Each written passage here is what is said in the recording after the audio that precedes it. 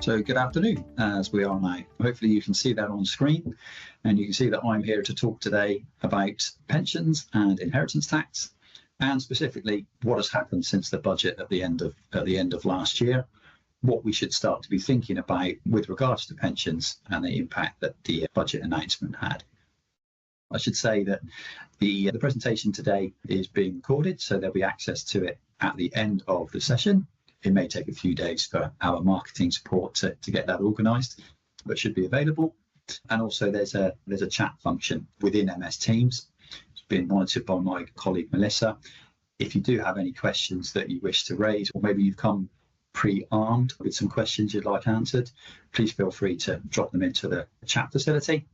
Similarly, if anybody's feeling brave and would like to ask questions at the end, there will be an opportunity to ask questions. I'll take whatever's thrown at me and we can have a discussion then. So this is what I'd like to cover off today. I mean, hopefully the title is fairly self-explanatory and you've a rough idea of what you're letting yourself in for. But it's a look at pensions, where we are now. Then it's a look at pensions and what is happening from April 2027, which is when the announcements made in the recent budget are due to come into effect.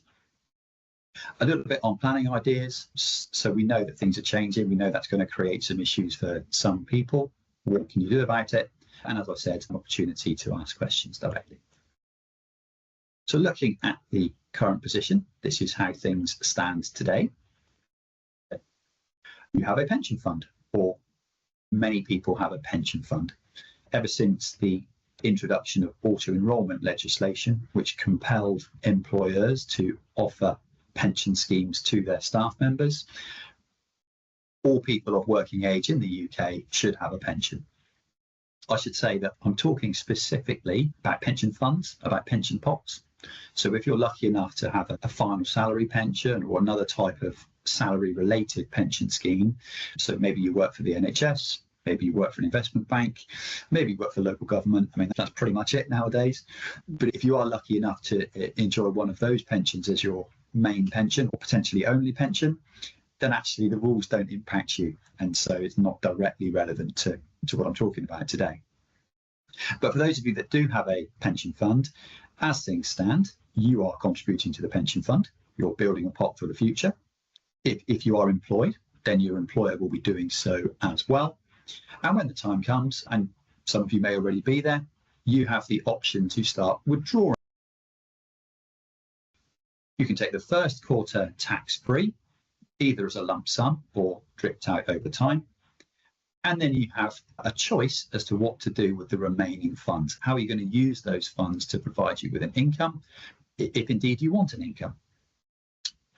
If you want security, you can buy an annuity. So that is where you take your pension fund, you give it to an annuity company, and in return, they guarantee to give you an income for the rest of your life, however long you live. Okay. You could, at the other extreme, see that pot of money and think, I'll have that all out in one go, please. And you can have it all out, although I would just say that it is taxable to income tax. It's added to your other income tax for the year. So if you've got a sizable fund, just be careful before you do that. Or you may draw from your fund as you need and leave the majority of it invested. And actually, that's commonly what we see in financial planning.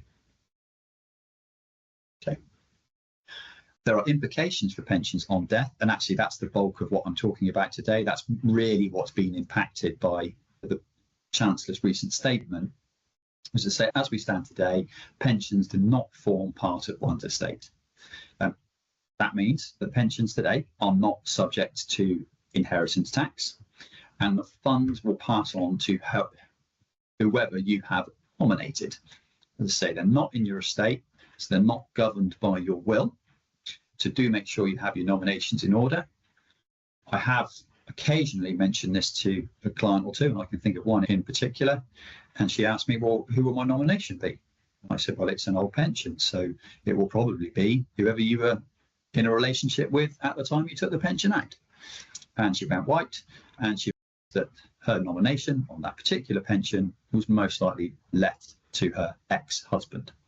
So word of warning, just make sure your nominations are in order.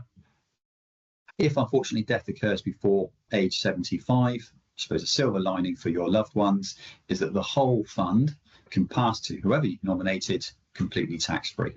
Now, so that's subject to various caps, but for most people, it will pass tax-free. On death after age 75, the fund can still pass to who you nominated, but as they withdraw from the fund, those withdrawals will be subject to income tax at the recipient's marginal rate. So you've left it to your son and daughter, and they're both 40% taxpayers. Then as they withdraw from the pension, withdrawals will also be subject to 40% tax.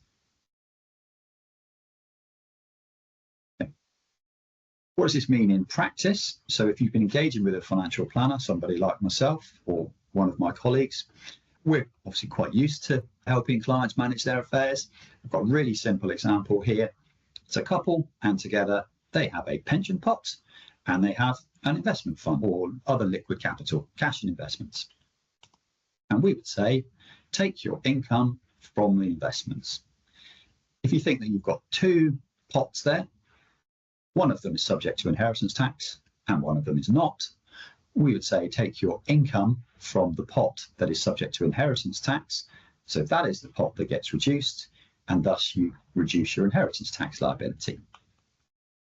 It means the whole pension can pass on to loved ones tax-free, and whatever is left from your investments after you've had the income can also be left. As I said, that is changing from April 2027. The obligatory disclaimer line, but actually this is relevant with this legislation, is that so far we've had some announcements. So we know the headlines. We know that the value of your pension potentially could become taxable to inheritance tax. But we do actually have very little of the detail and how these new rules may be introduced. So what's the implementation? So we today have put together a presentation. It gives our kind of our best guess, I suppose. It puts forth how we have interpreted the rules and what we think will happen. But this disclaimer, once it's not just shoehorned in as a compliance requirement, is actually true. There is quite a lot of detail to come out. The consultation that was announced after the announcement itself, in theory, should have finished by now, but we still haven't seen the results of what that consultation may have concluded.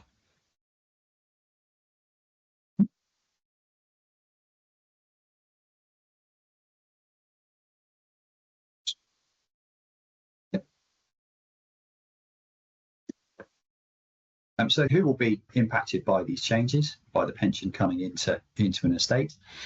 Well, I suppose it depends if you have an inheritance tax issue or not. If you already have an inheritance tax issue, then it will be exacerbated by your pension value forming part of that estate as well. If you don't currently have an inheritance tax liability, but you're very close to the limit, then again, adding the value of a pension to that could mean that there is an inheritance tax liability now or from 2027 where there isn't currently. But if you're a long way from having an inheritance tax liability, and or if your pension pot is really small, then potentially it won't mean anything to you other than a practical application for the executors. So this is just a broad summary of what the inheritance tax allowances are for various different households. Hopefully you know if you're married or not. So if you're married and you have children, or rather if you have direct descendants, so it could be grandchildren, also including adopted children. If you have direct descendants and you have a house, and I suppose if you want to leave that house to your children, most people do, but conscious not all for various reasons. But in that scenario, then you're likely to have an inheritance tax allowances of £1 million. So your estate would have to be valued at more than £1 million, including the pension, before any tax was due. That's made up of your nil rate band. It's an amount of £325,000. Everybody in the UK gets that. And if you're married, then your spouse has that as well. And also 2 lots of what we call the residence nil rate band. And this is an additional an additional allowance if you own a property and you leave that property to your direct descendants. That's £175,000. Again, one for each partner. Add it all up and it's £1 million.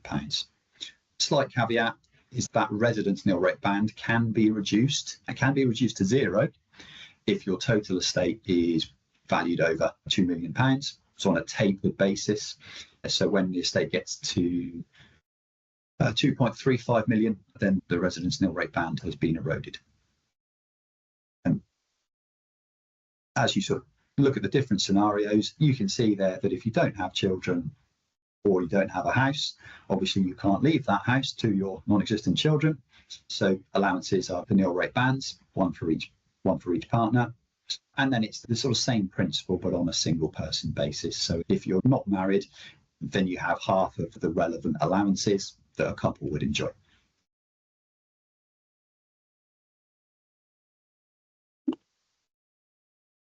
What that means is with pension values being added to that calculation, the government estimate another 10,500 estates will start to pay inheritance tax. And there will be goodness knows how many more that are already paying inheritance tax and will have to pay some more based on the value of the pensions. So how's this going to work in practice? But in truth, we'd kind of like some more detail on this. So we've put together what we think will happen based on our interpretation of the detail that is available to date. And that is that executors will go through the same process as they do now and try and value an estate. And any funds that are over and above the allowances will have to have inheritance tax paid on them. The pension funds themselves, we think that they will be excluded from the estate for probate purposes and for administration, but the value of the pensions will be considered for inheritance tax. And that's a key point because actually that's our best guess. It's one thing that we really would like clarified when we see the fine detail to come out of the consultation and to come out of the law as and when it comes in. The spouse and civil partner exemption will still apply, so you can still leave everything you own to your legally married or spouse or civil partner with all the allowances available at that time and all the assets passing to the surviving partner and inheritance tax assessed upon second death. The difficulty as we sort of foresee it is that the nil rate band that is available, the £325,000, I said that everybody in the UK gets, will have to be apportioned, so it'll be pro rata between the estate and pensions and the pensions. And the pension fund will then have to pay their share of inheritance tax based on the value of the pension, the value of the nil rate band that the pension fund has available, and therefore the excess, the amount that may be due inheritance tax. I'm sure you can imagine that might prove a bit difficult. So I have an example here to show how that might work. On the left-hand side, I've got a position now. There's a couple too far away from the, so say, average couple in the UK. They own cash and investments of £200,000.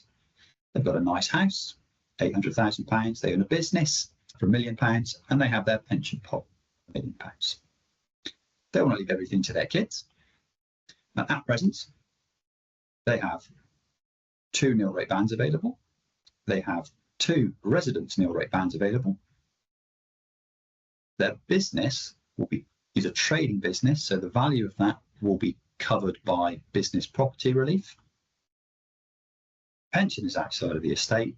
So of their estate of £3 million, the full £3 million can pass tax-free to their children. From April 2027, they still have 2 residence nil rate bands available, but potentially the residence nil rate band is going to be tapered away. And I say potentially because this is where we really need clarity on how the pensions are to be treated, whether they are to be brought into the estate or whether it is just the value of the pensions being brought into the inheritance tax calculation. I said on the previous slide that our suspicion, our interpretation is that actually it will just be the value brought in rather than the pensions physically brought into the estate. But this is an example on a worst case scenario and saying, well, what happens if the pensions are now included in the estate? Well, if they are, that means they have an impact on the resident's nil rate band taper. So that means that those allowances, that extra £350,000, is taken away. The business will still qualify for business property relief, but the pensions are now taxable. So the taxman takes their share, just over £500,000 has to be paid in tax, leaving obviously a lower amount to go to the children. The children are obviously not poor, but still £500,000 away to the taxman is a big change from where we are today. And as I was alluding to, there is an issue on how that tax will be paid. So in this example, if there's £500,000 to be paid, well, between the pension funds and between the liquid assets, that can be covered. But we believe, the way the legislation is currently drafted, that the pension scheme administrators will get a share of the nil rate band that they can take off the value of their pension. Thereafter, anything above that will have to have inheritance tax paid upon it. So you've got pension administrators who potentially have had no dealings with this person through their life other than looking after their pension. And they're now going to have to understand what their wider asset position is. So what's the value of their house? Do they have a house? Have they got a mortgage? What's the value of their business, etc.? And then they have to do an inheritance tax calculation, and then they have to pay the funds. And it may be, as in this example, is that the total amount of liquid funds covers the inheritance tax liability, but actually the share that's applicable to the pension can be covered by the pension. The share that's applicable to the remaining estate, is that going to be covered by £200,000 in cash and investments? Potentially not. So there are some serious practical issues that we are hoping, fingers crossed, the consultation will wash out or has washed out, but we're waiting to see the final detail.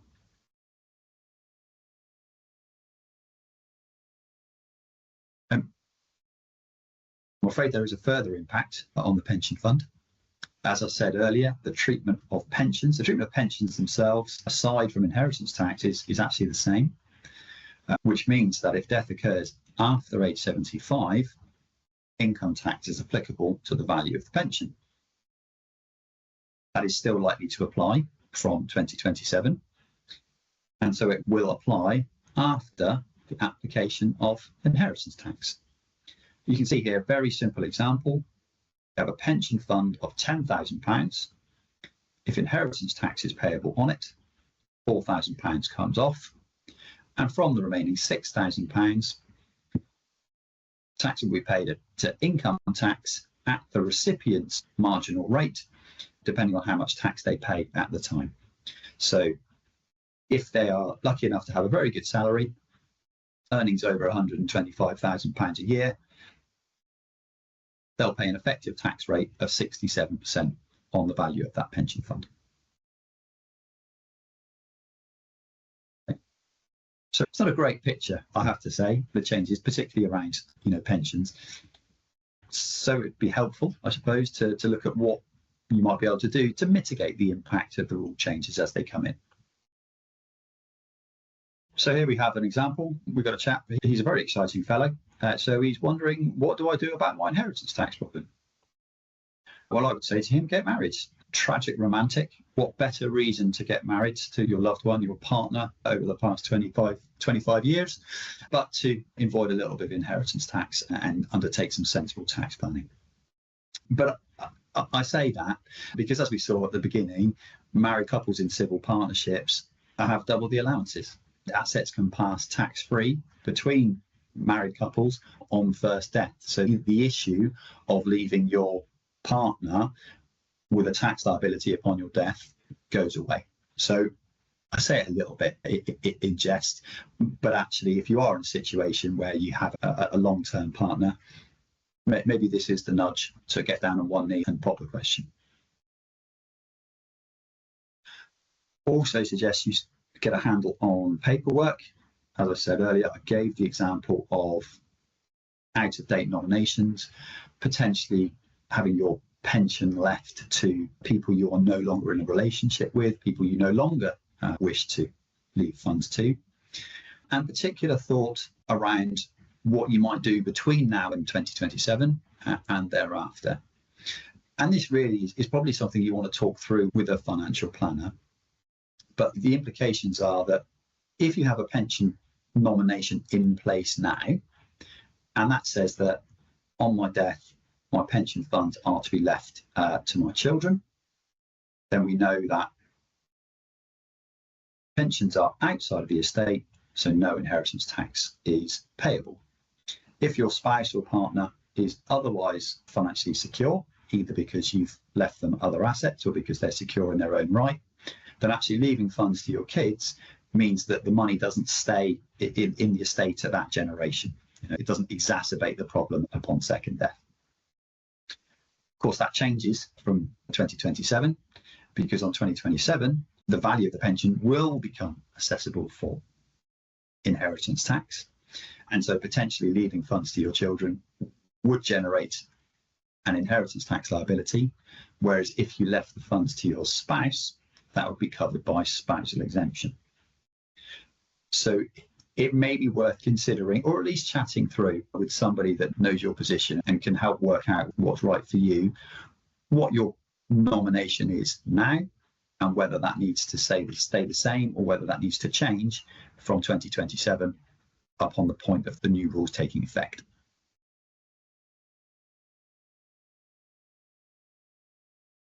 Okay. As I noted, from age 75, there's potentially a double taxation issue, inheritance tax and income tax.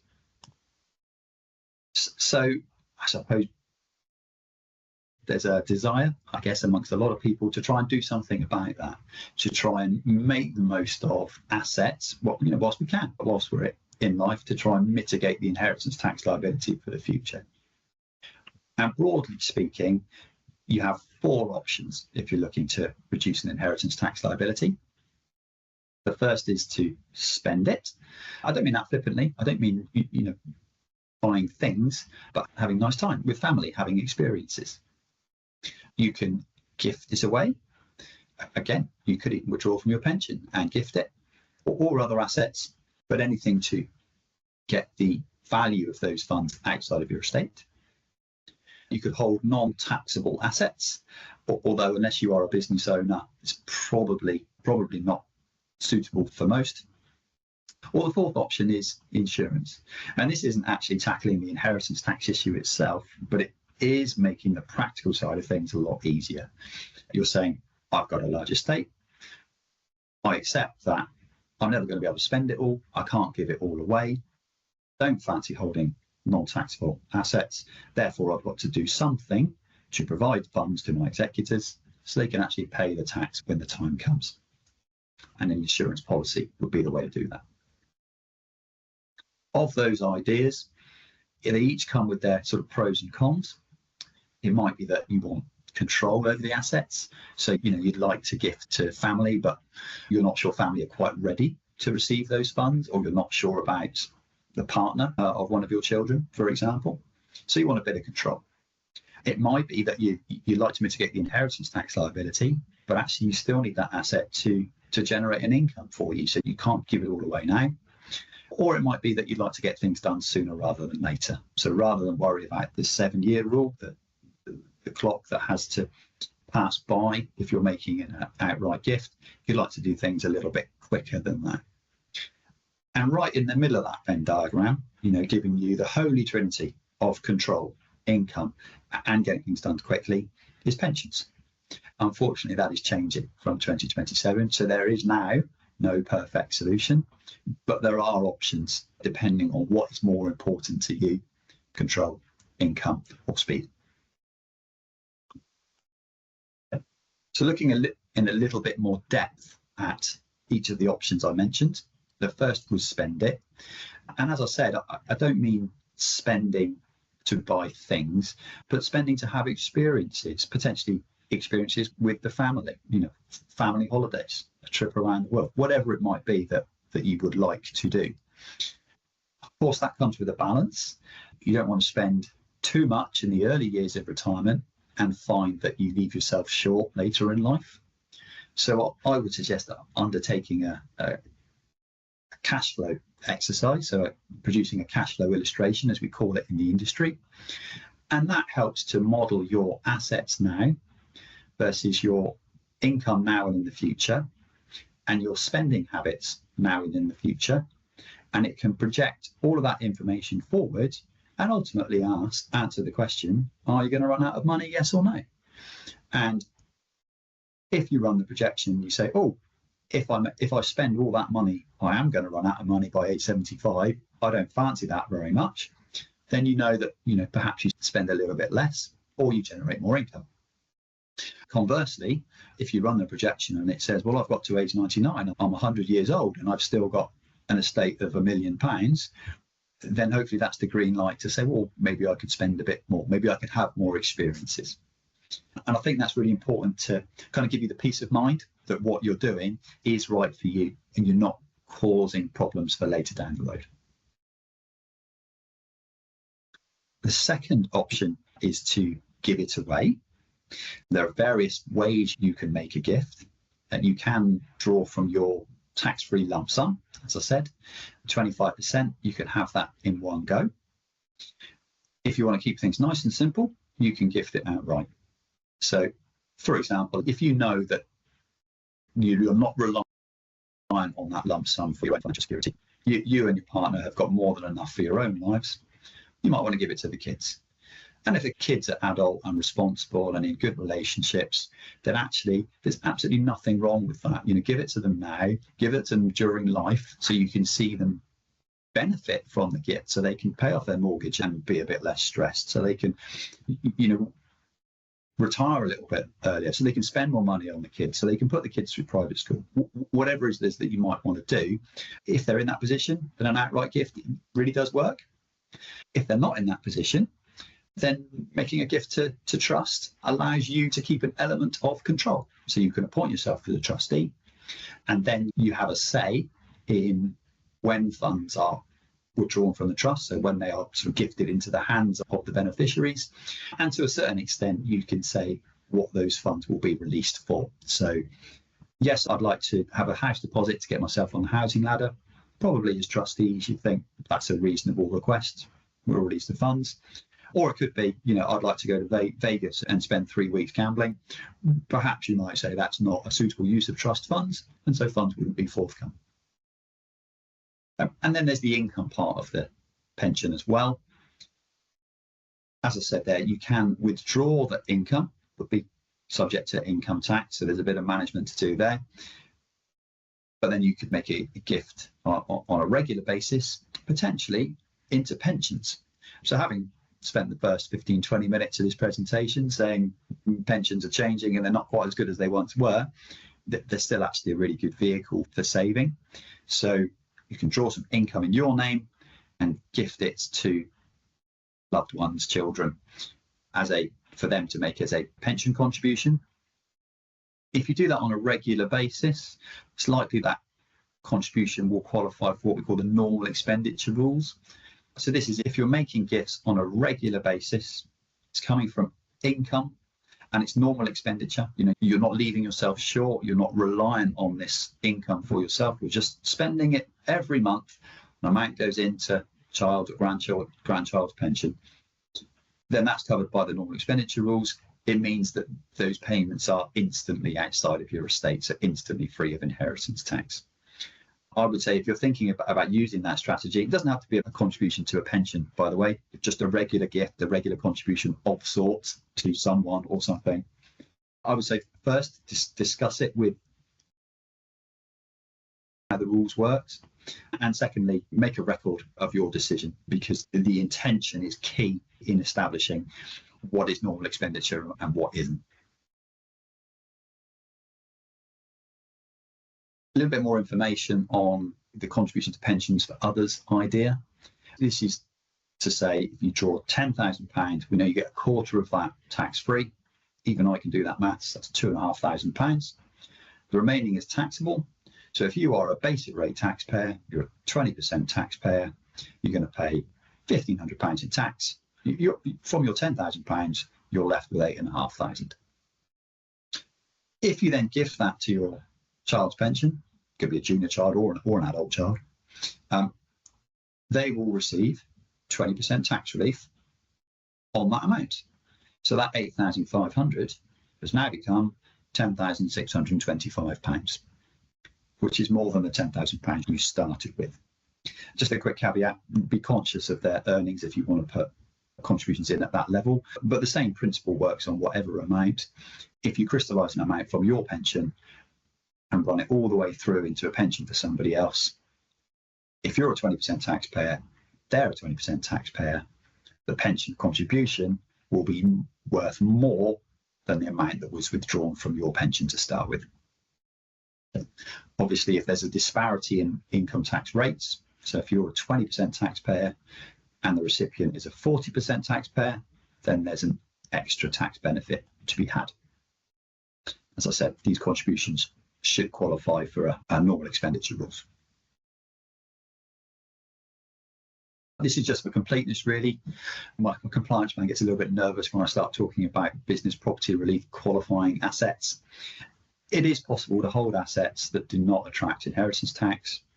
It used to be that pensions were the go-to for this strategy. And it's really easy, and they're really vanilla in terms of tax planning ideas. Unfortunately, we know that's not going to be possible. There are specialist investing companies that qualify for business property relief and so don't attract inheritance tax. What I would say is that they are specialists, so they're not going to be suitable for most people. And then there's insurance. I talk about insurance quite a lot in my role. I've yet to meet somebody that likes paying insurance. Hopefully this example will make it slightly more palatable, shall we say, or help evidence that actually insurance is not necessarily the con that we've come to expect it to be. I would say particularly with life insurance, because there's no arguing over whether a payout is due with life insurance. It's pretty obvious when somebody has passed on. So as long as the application was made with full disclosure, then the insurance policy will pay out. And you can see here, I put in a couple of examples of how much insurance might cost. First one for a couple. So you've got a couple who are currently aged 75, they're in good health, they don't smoke, and they've got a pension pot of £500,000, and they think all of that is now going to be in their estate. So they want to cover a liability of £200,000. That's going to cost them £6,000 a year, just under. £500 a month. That might sound, I don't really want to be spending £500 a month on that, thank you very much. But if you had the £500,000 available, if you had it in excess income, if you didn't, in inverted commas, need it, or if you haven't taken any income from your pension because somebody clever like me has said, don't take funds from your pension because it's free from inheritance tax, now might be the time to start that income, to generate the income so that you can pay for the insurance plan. Because as you can see there, that cost us just under £6,000 a year. It would take 33 years for that couple to pay more in premiums than the estate will get back in the insurance payout. Okay, so for one of the couple to survive 33 years from age 75, it's pretty good going. It's quite possible, but I would suggest that most people will end up with a higher payout than they've paid out in premiums. Second example is the same scenario, only now it's a single person. The liability is the same. The cost goes up because the insurance company is now paying out on first death as opposed to second death. But still, it's a period of 23 years that person has to survive before they've paid more in premiums than has been paid to the estate in the payout. On a practical level, having insurance really helps. We would advise you put the insurance policy into trust. That means that the policy is not part of the estate, which means the insurance policy can be paid out on provision of a death certificate do not have to wait for probate. And as you may well be aware, waiting for probate can take a while, can take years. It provides funds when they are needed, because an inheritance tax liability is a debt on the estate, and the debts have to be settled, i.e. the revenue has to be paid before probate can be granted. So as an executor, if you have access to a large lump sum coming into the estate specifically to pay the tax, it just makes administering the estate and acquiring probate that much easier, which, if you consider that executors are often loved ones, perhaps in conjunction with a financial expert or a legal expert, those loved ones are going to be grieving. Handling an estate is probably not their speciality. So to make their life a little bit easier, I think is really valuable. So on a practical side of things, having insurance is a really good solution. And again, policies are held in trust. Generally, policies are paid on a monthly basis, so it's regular gifts going in. So as long as those payments are coming from income, then again, they should qualify for the normal expenditure rules, and the premiums will be instantly outside of your estate. A couple of other thoughts. Don't need to change your will necessarily because of these changes. We still think that the pension fund, the direction as to where the money goes, is determined by the pension nomination. As I said, that should be up to date rather than the will. Although it doesn't hurt to review the will periodically. Things change, the rules change, tax changes, but more importantly, family life changes. Kids grow up, kids get married, kids get divorced. It doesn't hurt to review your will periodically, but you don't have to specifically just because of this change.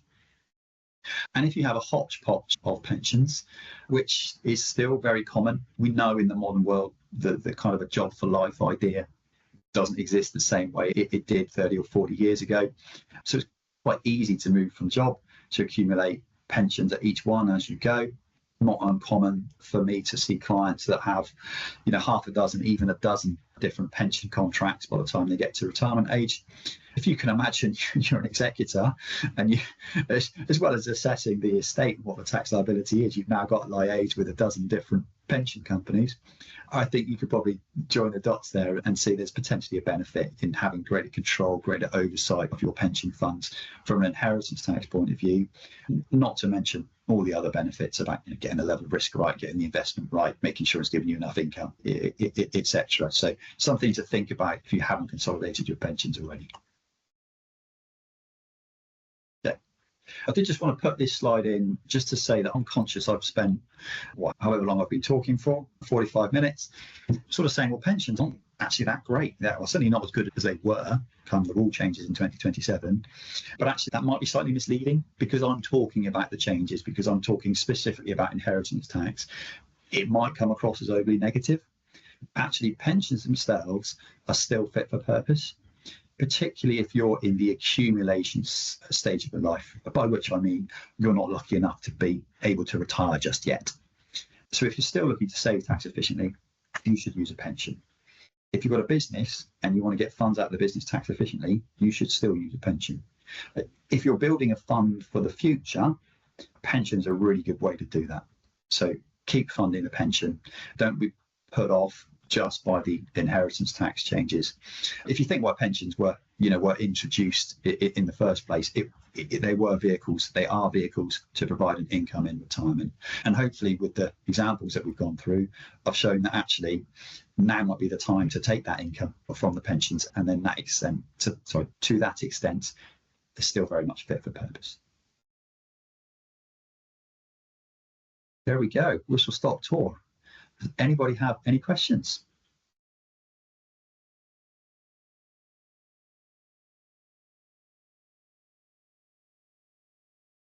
So I'll see if there's anything in the chat.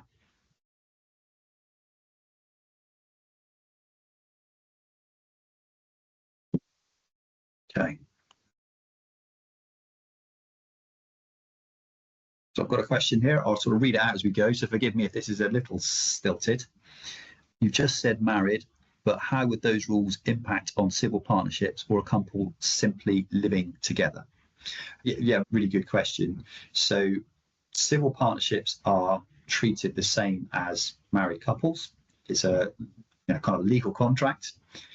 And so the spousal exemption still applies. You can still leave funds completely tax-free to a civil partner or a spouse first death. Allowances would transfer as well. But if a couple is simply living together, unfortunately, no, there is no protection. It's treated as two separate individuals from an inheritance tax point of view. It's actually quite a common misconception, I think, that there's this idea of a common law wife or common law husband. It doesn't exist in the UK. So that's why I made a joke of it, but that's why I said that actually getting married from a tax point of view is a really sensible thing to do. Second point there, it's a BPR or business property relief and farms are an issue. Yes, they are. It wasn't intended to be the kind of core subject of this presentation, but what you're alluding to there is that businesses, so if you own shares in a trading business, usually your own business, you're an owner manager, that business will qualify for business property relief. So the value of it up to £1 million can be passed on tax-free or free from inheritance tax. Farms and farming have a similar relief. Agricultural property relief, again, capped at £1 million. The issue with BPR and agricultural property relief assets is the cap, is the £1 million. So whereas pension funds, yeah, we do see pension funds valued at £1 million plus, but not that many. Actually, businesses, farms in particular, it is really easy for the value of those businesses and farms to be valued at £1 million, and so inheritance tax starts to become payable. I would say if you find yourself in that situation, then it's kind of beyond the scope of what I can say here. But engage with me, engage with my peers, engage with Old Mill, and we'll help you navigate the rules, understand where you are, and start talking about what your options are. I'm afraid that there's no silver bullet. If you do have a valuable business, we do have a valuable farm, things have changed and changed to your detriment, but there are some options to make things a little bit better than they might otherwise be. So please engage. Second question, or third question even, does the regular gift from normal expenditure have a cap? No, it does not. It's absolutely brilliant exemption. It's potentially a little bit kind of under promoted from the revenues point of view. I can see why. There are a few key points that have to be met in that the gift has to be on a regular basis. Now that can be annually, doesn't have to be every month, could be monthly. If you're thinking of making use of the normal expenditure rules, then kind of write it down, write a note to your executors, leave it with your will, say it is my intention to make a gift on a regular basis to XYZ, so that in the unfortunate event that you're knocked over by a bus the next day, the executors, when they're looking through your estate and trying to work out, going through the bank statements and going, oh, what is this payment made out to such and such? What is this? If that can be accompanied by a note that says, this is a gift that I intend to do on a regular basis, then potentially they can make the claim under the normal expenditure. So as long as it's on a regular basis, it has to come from income. So it can't be from capital, I suppose is the point, and the nuances in the tax treatment or the source of the funds. And it has to be a gift. You can't sort of give it as a loan or give it on the expectation that you're going to get it back. But regular from income, it's a gift. You don't need it for your own financial security. You're not going short. You're not changing your lifestyle because you're making these gifts. If you can meet those key points, then otherwise there is no cap beyond the level of income that you have. And another question, if you start a pension for a minor, do they receive 20% tax relief even though they don't pay tax? Yes, they do. And so there is an allowance in the UK system, and this is applicable to minors. It's also applicable to anybody that doesn't have any earnings, so therefore doesn't pay any income tax. Anybody that doesn't pay any income tax, you can still make contributions to a pension. I should say that. Anybody under age 75, which obviously includes children. Anybody under age 75 with no income tax liability, no earnings, can make a contribution of £3,600 per year, per tax year. How it would work in practice, that's the gross amount. That's the gross amount with the 20% tax relief. The donor would make a contribution of £2,880.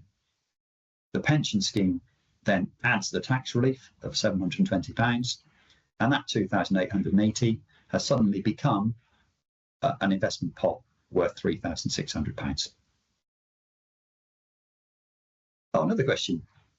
How is it treated for the recipient? Do they have to pay tax on the receipt of the gift from normal expenditure? No, no, they don't. So if you are the recipient of a regular gift, then great. Say thank you to mum and dad, won't you? But no, there's no tax implication at that point. Depending on what you do with it, obviously then there may be a tax implication. So if you invested it in something that was taxable, then you pay tax thereafter. But at the point that you receive the funds, no tax in your hands.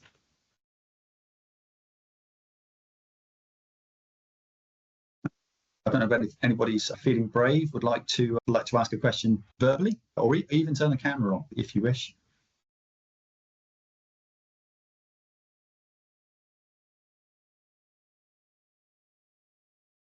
No, okay.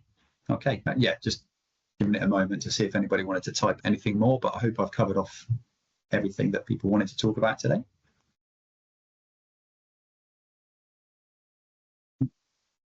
There are more questions. Bear with me.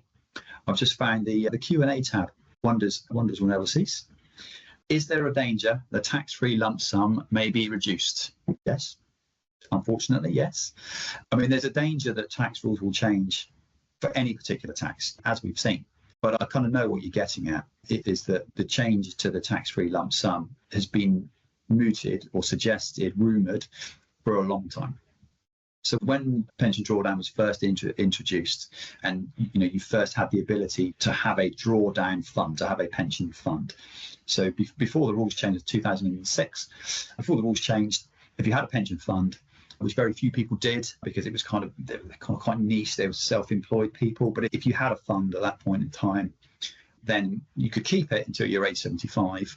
And at age 75, you were forced to buy an annuity. So that pot disappeared and you had an income for life.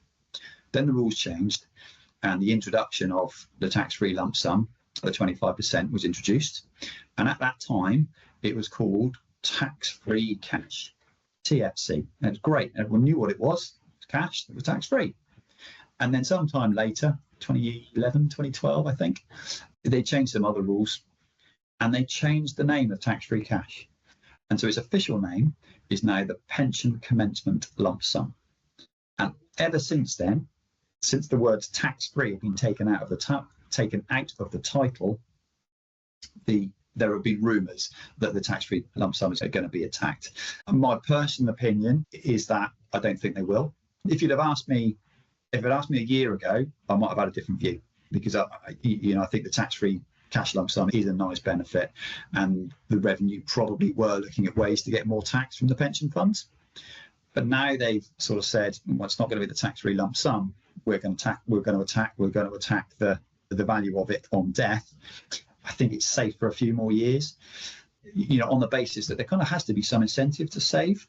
That's why auto enrolment legislation was introduced. That's why we're encouraged to save. But if all the tax advantages are taken away, why would you bother? Why would you bother putting your funds in a place you can't get it until age 55, going up to age 57, probably going up beyond that? You just wouldn't do it. So it's possible. I mean, it is currently technically capped at 320,000, something like that.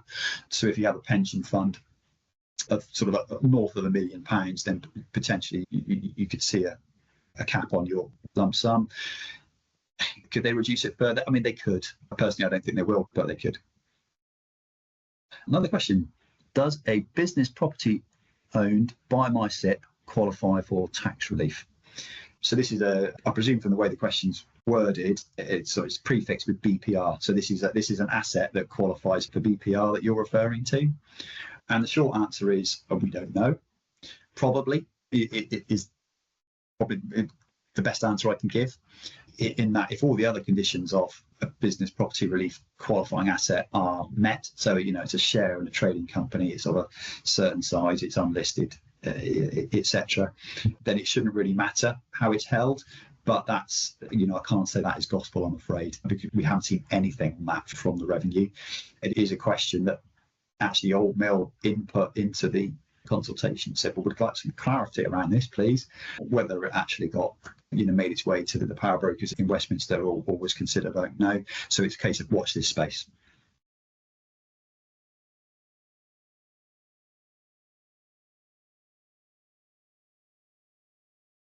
More questions? Bear with me. So can you give me some detail about the wealth preservation account you mentioned in the Venn diagram? Yes, I can. That is essentially, it's an investment in a special type of trust that has an offshore bond type investment within it. I think that the best way to do that would be, please drop me a line afterwards. My contact details will be on the invitation. Drop me a line. I'm very happy to pick that up with you separately. Yeah. Another question.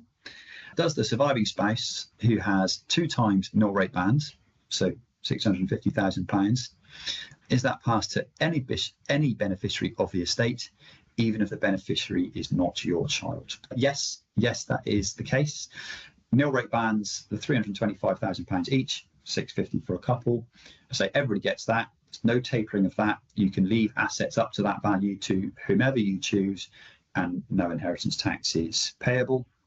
It's the residence nil rate band that does have to be left to direct descendants.